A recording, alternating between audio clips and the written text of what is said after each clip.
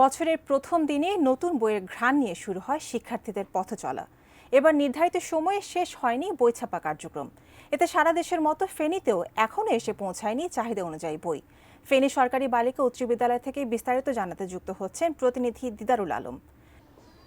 আপনি যেমনটি বলছিলেন, আসলে আমরা সকাল থেকেই কিন্তু এই ফেনীর যে বেশ কয়েকটি শিক্ষা প্রতিষ্ঠান কিন্তু আমরা ঘুরে দেখেছি। আসলে প্রতি বছরের যে প্রথম দিনে যে নতুন বইয়ের জন্য যে উচ্ছ্বাস, বইয়ের যে বিতরণের যে অনুষ্ঠান, এটি আসলে না থাকার কারণে কিন্তু এখানকার শিক্ষার্থীদের মাঝে আনন্দ কিছুটা কম। তবে আমরা দেখেছি ফেনীতে এই মাধ্যমিকে বই চাহিদা রয়েছে প্রায় 37,32,000। তার মধ্যে মাত্র 44,000 বই এখানে হাতে পেয়েছে এবং সেটি শুধু নবম শ্রেণীর 3টি বই এখানকার শিক্ষা প্রতিষ্ঠানগুলোতে দেওয়া হয়েছে, বাংলা, ইংরেজি এবং গণিত বই। এর বাইরে প্রাথমিকে বই চাহিদা রয়েছে ফেনীতে প্রায় 5,70,000-এর মতো। তার মধ্যে প্রথম শ্রেণী, দ্বিতীয় শ্রেণী এবং তৃতীয় শ্রেণীর শতভাগ বই এখানকার বিদ্যালয়গুলো হাতে পেয়েছে।